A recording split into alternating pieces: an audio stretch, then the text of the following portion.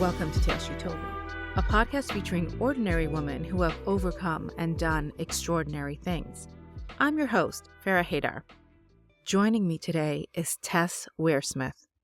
Tess is a financial coach and the founder of Wealth with Tess, a financial education platform that helps corporate women and entrepreneurs in their 30s and 40s and beyond learn how to grow their money using simple investing strategies so that they can have the financial independence to retire comfortably, chase their dreams, and live life on their terms.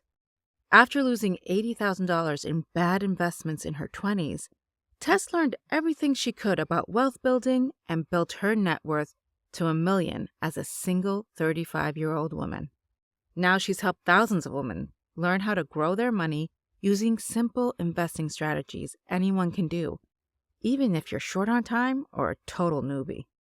Thousands of women have attended her free investing workshops, hundreds of women have joined her small group coaching programs, and she regularly shares simple money tips for free on Instagram at Wealth with Tess. So, Tess, thank you for joining me today.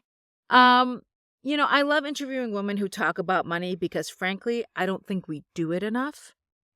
With you, I'd really like to start at the beginning. You were in your 20s, you're making obviously a substantial amount of money, and then you lose $80,000. Can you tell us what happened?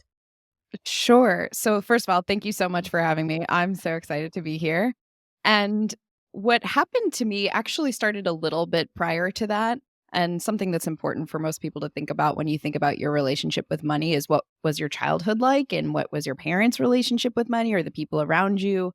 And so for context, I grew up with a pretty big fear of money. I used to hide dollar bills or coins or anything. And I remember thinking, I'm not going to go to college unless I have a full scholarship. I don't want to be in a single dollar of debt.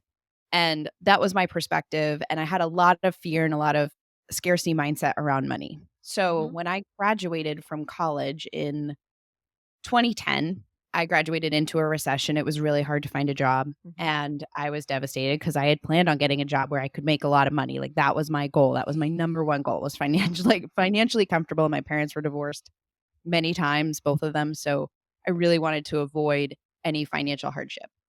And I couldn't find a job. So I ended up in the weirdest job of all time, being an acrobat on cruise ships. That was my first job. And so I didn't actually make that much money, but I had no expenses because I lived on a cruise ship. So they paid for food and my living was paid for. So I was able to save a lot of money really fast. And for me, that was, it was a wonderful experience in many ways, but that was such a win. So then I saved that money and thought, okay, I need to give this to someone smarter than me because I'm not capable of managing my own money. And I think a lot of women feel that way where it's just like, oh, I'm bad at money, or money is, too complicated for me to understand. I better outsource this, give it to a partner, something like that.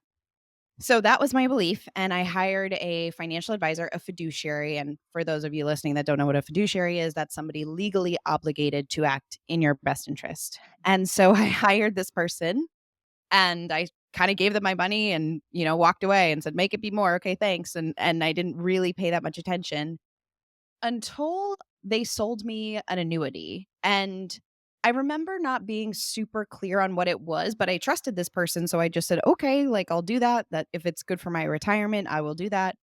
And what I ended up eventually finding out was a number of things. One, that the fees I was paying the financial advisor were extraordinarily high for the returns I was getting, which is lower than the average of the stock market. That annuity that I was sold was better suited for somebody in their late 50s with very little for retirement versus me. I was 27 at the time when this happened, and I put tens of thousands of dollars into that annuity that I can't get out. Can you just describe an annuity? Because there are some people that are listening to that are not Yeah. going to know what an annuity is. Yeah, absolutely.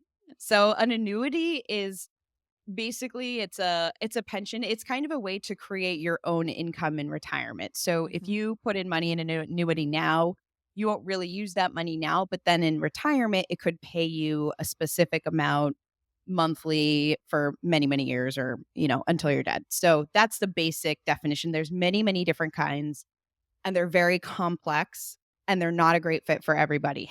So really important. People ask me my opinion on annuities all the time because of this story, and they are so complex. And if you don't understand it, don't do it. There's a very small application of people that it can make sense for, but you really have to understand what's going on. So, Okay. yeah, so So that's you really were important. sold this annuity that didn't Yes, I fit would. you. Yep. Yeah. And so, if I had invested that money instead of the annuity, I would have hundreds of thousands more in retirement. And instead, that annuity might pay me out like $90 a month. Like it's not a good investment, especially for somebody so young. So after all that, I had a ton of shame. I went down a total shame spiral. I was super sad that I had, worked so hard to save all this money and then realized I was paying all these fees and my accounts weren't growing like I expected them to. And then I dove into research on investing. And what I found, and this is the long story short, because I, talked to everybody, I researched a ton, I read Mhm. at least 30 books on the topic. And what I discovered was the best type of investing is actually really simple and straightforward. But we don't learn it in school or college. So it feels very familiar. And all we hear is financial jargon and complexity, and so we don't all know these strategies by default. And so once I figured that out, I thought I not only am I going to do this and manage my own investments successfully, but I also feel morally obligated to share this information with others. And it started as a hobby that is now a business, and I can't imagine doing anything else. Wow. So let me ask you something. So I graduated in a recession as well, by the way. Like I graduated in 2000. So a different recession than yours, but there was literally like no jobs. Like the financial market had just crashed and all that. And then that was quickly I did find something at a very low salary, but they were willing to pay for my master's, so it kind of made up for that. Um but then and then we had 2000, the 9/11, which was another blast. But, a lot of people, their plan is once they graduate from college, get a good paying job and just save kind of you seem to be a little more ambitious than that. You seem to be like, no, I wanted to build wealth, which is different than having a good salary. You see, for me, I distinguish between being rich, which is having a great salary, and being wealthy, which is having generational wealth, right? So, can you talk a little about what was your motivation for trying to build wealth? Yeah, it was mostly fear driven. I really had a lot of fear that there was not gonna be a backup plan for me, and at the time, my mother got divorced very young. My father, I thought, was wealthy and, had a lot of nice things, and so I would go visit on the weekend, and, he was, at the time, very aspirational for me, not a positive relationship and somebody I don't really talk to much anymore. But, now he's unable to afford his mortgage payments, and I grew up thinking he was extremely wealthy. Yeah. Whereas I had this other polarizing experience where my mother was constantly telling me, like, "I don't think we have enough money for that." And she had a lot of money fear. My stepdad was very, very conservative, and he didn't make money until later on in his life. So I think for me, I just got the messaging really early on that no one is coming to save you, and I felt a very intense fear of that. I didn't have a lot of close family. I still don't. Most of them are not doing so great, whether they've passed away or they have drug problems or whatever. So for me, I thought my way out of this to ensure that I'm always gonna be okay is I need to build this myself. So I think it was more of a fear around not having enough and just my number one motivation being self-reliance. I didn't want to have to rely on anyone for anything ever. And, that's good in a lot of ways, not great. In a lot of ways, I've also had to learn, as an adult to ask for help and that people are great and, hyper independence isn't always necessarily a good thing. And so I've had to walk back a lot of that.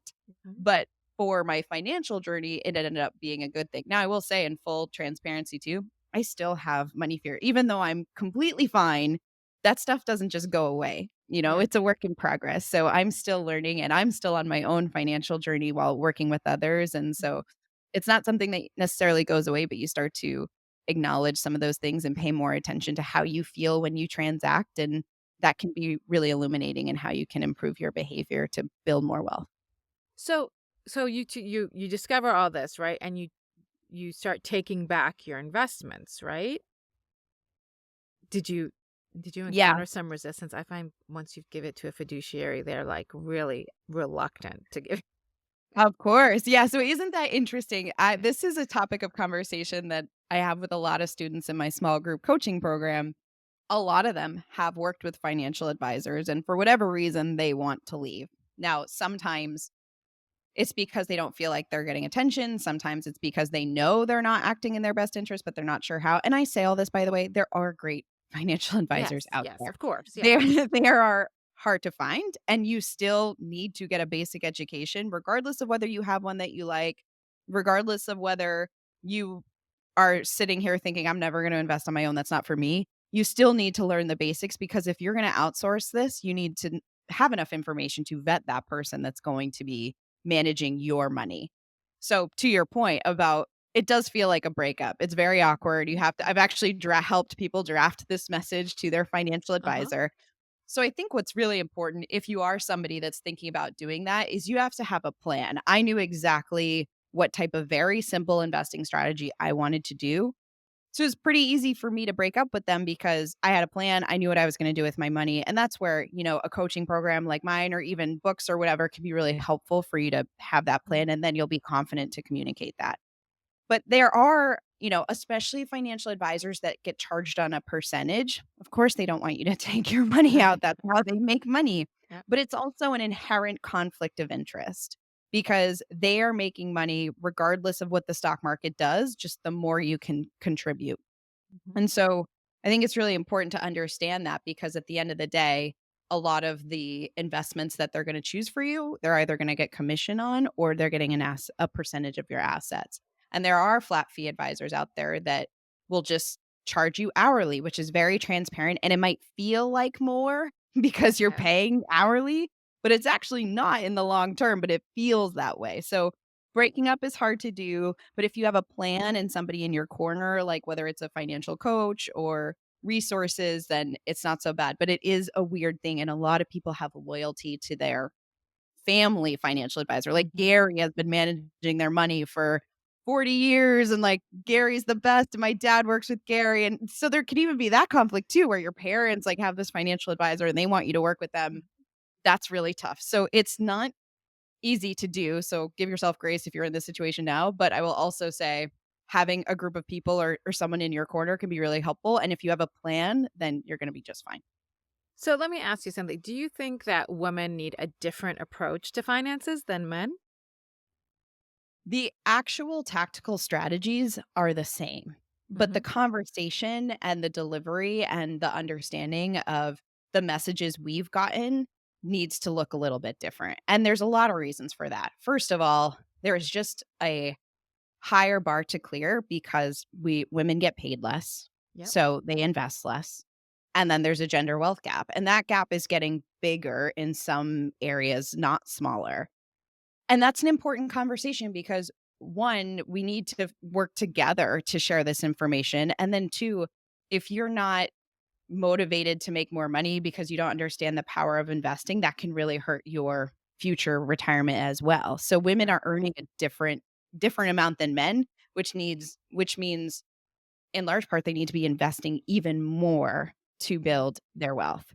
The other thing that I think women get a lot of messaging in the media is, and I actually know this, I've seen statistics on this, about 65% of articles around money for women are focused on reducing spending. And it's a lot Mhm. of like shameful gaslighting, like you're poor because you buy pumpkin spice lattes or whatever it is, right? Like that's not the problem.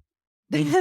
Like that is not why women aren't wealthy. You're not wealthy. Like maybe it's possible you have a spending problem. Lots of Yeah. people do, but Sure. that's not unique to women.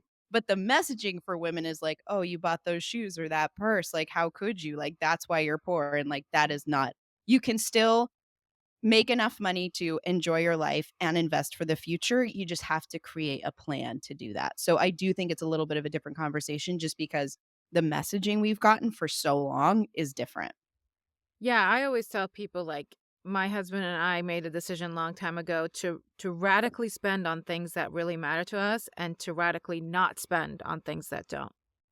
So like for me, for example, I will drive my car until it literally dies. I have no desire. I don't care. That's my thing. I don't care about a car. But if I'm going to travel, that's where I'm spending my money because I love to travel, right? So, anyways, what would you say to someone like, have you ever been approached and said, listen, I just don't make enough to invest, or I just don't have enough money to invest? Like, is there any amount that's too small or too big? Well, too small, I should say. So it's less about, well, first of all, I will validate you and say that right now it is hard to get by for a lot of people. Hmm. And so there is the pull your self up by your bootstraps mentality. I think that's dangerous because generally speaking, this economy sucks right now. It's Hmm. very challenging for women or anybody to get ahead just based on like the price of houses and cars and everything. So I'll say that first of all, like a little bit of validation. But the second thing I'll say is if you feel like you're not making enough money, my second question would be where are you at in terms of your debt and in terms of your emergency fund? Because at the end of the day, you really only need those two boxes to start investing. You need to make sure you have an emergency fund of 3 to 6 months expenses in case something goes wrong. If you're a business owner, probably closer to 6 months, and then you also need to make sure you've paid off your high interest debt, which is anything over 7%. And the reason I say that is because on average, the stock market returns roughly 10%. If you subtract for inflation, it's about 8%. So you want to be really sure that you've paid off your high interest debt, but you don't necessarily need to be debt free. So if you came to me and you said, I don't have a lot of money, and I asked you follow-up questions and you said, "Well, yeah, I have an emergency fund and I don't have any high interest debt." You can start investing. Even if it's with a dollar, theoretically, you can buy what's called a fractional share, a piece of a stock or a fund with a dollar. And a dollar is not going to a month is not going to get you where you want to be in retirement. But once you start thinking about what you want to spend money on and what you want future use financial situation to look like, then you can start setting aside. So even if you have $100 a month to start with, it's invaluable to build the habit to set up automated systems to invest in really simple funds that hold a bunch of stocks, the variety pack of Hmm. stocks, and keep it really simple. So enough money is very relative, but it's more about those first two things. Like, do you have enough in case something goes wrong? Have you paid off your debt, your highest interest debt? In which case you can start investing, even if it's a small amount. Yeah, it's so interesting because it's really is the habit, right? Like I think a lot of people, I always say it's Murphy's Law. Everything expands to fit the space that you give it. So, like, I'll give you an example. I have a lot of entrepreneurial friends, and entrepreneurs have this really bad habit of not paying themselves, right? They start off a business and they just want to pour it all back into the business. But what that does is it creates the habit of not paying yourself, and basically the business expenses and everything then expand to take over something that might have been your salary. So I've been told that again and again. I'm also bad at it, I should admit. I'm also bad at it, but I've been told that again and again that, one of the things people always advise small business owners and entrepreneurs is pay yourself. Even if it's $100 a week, pay yourself, get into that habit. So I agree. A lot of it is about habit and just setting that aside. Now, you work with a lot of women. Are there common myths or mindsets that you see? Yes, there are several. So when it comes to limiting beliefs, there's there's a lot of myths around we just talked about one. I don't have enough money to Yeah. start, right? Everyone thinks they need a lot of money. Another myth would be that just in general investing is hard, like they're Hmm. not capable of doing it themselves, or it's this really like complex topic that's impossible to understand. And that's a huge myth. There are investing strategies that are completely very complicated, Hmm. but most of those actually aren't as effective as really, really and simple strategies. So another myth I would say is just that complexity does not equal better. The most effective investing is pretty straightforward and it involves buying and holding funds over a long period of time. Another myth is that there's a good time to start investing. Last year, a lot of people thought, "Oh, I'm gonna wait. We're going into a recession," or Hmm. all the banks are saying we're going into a recession, and it's hard to ignore that news because these banks have incredible resources, or very intelligent people working for these banks making these predictions. However, the stock market is up about 15% this Yeah. year. Yeah. So, if you paid attention to that and you didn't start investing, you missed out on a pretty awesome opportunity to grow your wealth this Hmm. year with every single bank saying that we're about to hit a recession. Yeah. So, I which is think that's crazy to really me because great. I don't believe them.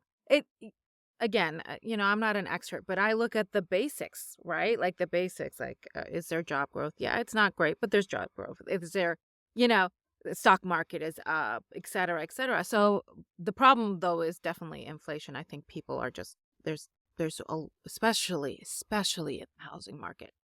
Mm. But so for me, it's like the recession. Like I always feel like it's always a almost a self-fulfilling prophecy sometimes on the stock market. It's like we got to be in a recession. We got to be in a recession.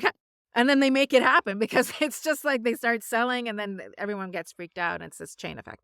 Anyways, so so d- how do you go about changing those minds? Like identifying them and changing them. I'm sure you have some tips that you use with your clients. What are those? Yeah, so the first thing I would recommend, there's kind of 3 steps that I think about. The first one is reflection, and that's thinking through what do you believe and why do you believe that? And you can do that with all different types of questions. I actually have a list of questions in a Savvy Investor Starter Pack that I think we're Mm, gonna put in the show notes, and that's yep. my beginner investing guide. And one of the first things I have in there is a list of questions, and a lot of those questions are like, what did your parents believe about money growing up? How do you feel when you transact? And a lot of those things can be illuminating in terms of figuring out what next steps you need to take. I think another thing that's really valuable for improving your money mindset is to take an honest evaluation of how much time you've spent actually working on your money. Because a lot of people say, I'm bad at money. And my follow up question, and I say this with like grace and kindness, but like, okay, like how much time have you spent working on it? Have you taken a course? Have you read a book? Have you worked with a coach? Because Have you it's a checked your skill. bank statements? Yeah, have you looked? And I get it, it can be scary, especially Yeah. if you're not paying attention, it can be really scary to look at that stuff, but you might not bad at money, you just haven't learned the skills, it's just like anything else, like, we're not born learning how to type, we learn it because we do it, and then we get faster and faster, and then all of a sudden it's second nature. Money's the Mm, same way, it's just like anything else, it's just like learning Excel or any kind of skill, that's what it is, so think a lot of people have a tendency to say they're bad at money because we don't necessarily have formalized education around the basics of personal finance and investing. So yeah. I would challenge that. That's the one I hear most often is that Mm, I'm just like bad at it. That's just not I'm not good at numbers. You don't have to be good at numbers to invest successfully at all. You don't need a PhD in economics. You don't need anything. All you need is the ability to learn. And if you're listening to this podcast, you probably have a growth mindset. So I am 100% sure that you can learn the basics and implement them, but you need to get an education first. So I think that's the first step is the first 2 steps maybe are thinking through some questions, why you believe what you believe, what's holding you back. And then the second one is how are you going to take some action to educate yourself? Because education is power. And once you understand the basics, you're going to be able to start to invest and then just build confidence in money and in every area of your life. just based on your experience, right? Do you feel like women are almost discouraged from event? I don't know if discouraged is the right word, but like it's almost seems like less of a priority than men, right? Or at least to be taught. It's almost like it's built into our psyche that oh she's going to be married and take care of or whatever. Um do you feel that that still holds true? Cuz I think Oh, I'm a yeah. little bit older than you. So I Yes. always am careful like, Yes, I think women are afraid to want money. I think a lot of people still say, they feel greedy Mhm. wanting money. That's way more common in women. Women are supposed to be like generous and kind and a lot of those things kind of blur the lines into financial. Like if you're like generous and kind, like having a lot of money is kind of the opposite of that. But that's not true. It depends on how you use the money. If you use the money and you donate it all, which women tend to donate more, like the fact that you have money is a great thing. When we have money in the hands of women, it's magic, right? They donate more, they impact super important causes. We make a huge difference in the US policy. Like it's so important for women to have money, but it does feel like there's a social cost. It's the same as negotiating your salary. Mhm.